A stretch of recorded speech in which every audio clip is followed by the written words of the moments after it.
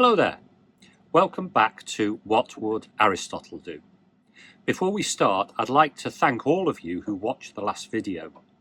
I'd especially like to thank those of you who hit the like button and those of you who felt moved to comment. Now, although you didn't change my mind on emotivism, and I suspect I didn't change yours either, your comments did make me think. And in fact, as a result of that, I had a new insight that I'll probably share in a later video. This is the first in a series of 4 videos where I take a look at the 4 cardinal virtues of classical virtue ethics. So, what are virtues? Virtue ethics isn't big on rules that you follow come hell or high water. Instead, it has a set of principles which, if followed, should lead to a good life. You could think of the virtues as a scaffold that supports the building of a good life. Now, unlike Christianity, which promises salvation for anyone who follows Jesus, virtue ethics recognizes that you could be born into a place where it's impossible to have a good life. Now, as far as I can see, the classical philosophers greet this fact with not much more than a shrug, which I think is difficult for us born into the modern world to take on and accept. The other thing to notice is its virtues, not single virtue. The virtues are separate and what philosophers call incommensurate. So what does that mean? What it means is that there's not a single ruler that you can measure the different virtues and then add up the total to get a single measure of virtue. So you can't say action A has a justice value of 80 and a courage value of 50. And so therefore the total virtue is 130. That makes it better than action B that has a justice value of 50 but a courage value of 60. For example, robbing a bank, which is protected by armed guards who are not too bothered about shooting, is undoubtedly very courageous. But no matter how dangerous it was, that wouldn't compensate for the injustice that you do to the customers and to the poor people working in the bank. In practice, what this means is that figuring out what the most virtuous thing to do is hard. We virtue ethicists can't just follow the rules like Kantians, nor can we calculate what the best outcome is in terms of the greatest happiness for the greatest number and then do that, like the consequentialists. So if you came here to learn one simple trick for the secret to happiness, sorry, you're in the wrong place. Anyway, justice. I'm going to be leaning very heavily on this book.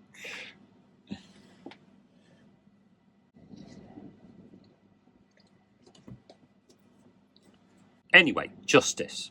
I'm going to be leaning very heavily on this book, the Nicomachean Ethics by Aristotle. This will be the foundation of what I have to say. I will be trying, though, to make it relevant to the present day. What is justice? Well, a just act is one that results in a fair outcome for all involved. And most of Aristotle's examples involve 2 people. So, say I go into your bougie coffee shop. You're advertising single estate, fair trade, organic coffee with a price to match. If you sell me the cheap coffee that you got from the local trade warehouse, then you have committed an unjust act and I am the victim of an injustice. Conversely, if I drink my coffee and then leave without paying you, then I'm the one who has committed the injustice and you are the victim. Interestingly, Aristotle says if I just forget to pay, then I haven't committed an injustice. According to him, you can't do an unjust act by mistake. I'm not sure what I think about that. Of course, if I later realised that I had not paid, I would have to return to the coffee shop and pay. Otherwise, I would have knowingly committed an injustice. Aristotle firmly places justice within the community that the person lives in. He says generally that laws are a way of codifying what constitutes fair treatment in various situations. He identifies two kinds of justice. One is natural justice, and this is the kind that applies in all places and at all times. An example of this might be the unprovoked killing of another person. And let's not get into the whole murder is wrong thing again. Another example is legal justice. These are laws that might exist in one place, but not in another. An example of this is jaywalking. That is crossing a road outside of a pedestrian crossing or when the light's not green. This is illegal in the United States, but not in the UK. He says that generally you should obey the laws on the assumption that the lawmakers have either codified some principle of natural justice or are correctly expressing the norms of the society that you live in. He does, however, recognise that the law may not always be just, for two reasons. The first is that the law might not conform to natural or legal justice. The law itself may be unjust. And the second is it might be just too simply drafted to apply to the particulars of the situation that you find yourself in. For example, in the UK, the divorce laws say that the assets of a couple should be split 50-50 where there are no children involved. Now, of course, in the real world, there will be many situations where the just outcome will not be to split everything down the middle. A just person would strive to achieve an outcome which is fair for the given situation rather than relying on the letter of the law. Aristotle says that what is a just settlement depends on the type of society that you live in. In an aristocracy, a fair share would be in proportion to the excellence of each person. You have to remember that for Aristotle, an aristocracy was ruled by a small number of people of excellence. Nowadays, we might call this a meritocracy. In an oligarchy, the distribution would be according to the degree of wealth of the person or the prestige of the family. In a democracy, he says that all free men will get the same share. One of the things that people criticize Aristotle for is that he seems to accept both slavery and the lower status of women within his society. And I think this is a bit unfair. He is consistent in allowing that different cultures have different ideas as to what constitutes a fair settlement. I don't think he would have any problem with us saying that we don't have slavery, although I think he would raise an eyebrow if we were to claim that we treated women and minorities equally. Personally, I think it's pretty clear that we in the West are living in what Aristotle would characterize as an oligarchy. The goods of our society are much more available to the already rich than they are to the masses. I don't think Aristotle would necessarily think that this was unjust. Like Plato, he thought that oligarchy was a potentially virtuous form of government, unlike democracy, which he thought was akin to mob rule. We live in an age where many people think that the scales have been tipped far too far towards the oligarchs, and that they are taking more than their fair share. When one man is on track to become a trillionaire, it's hard to argue with that.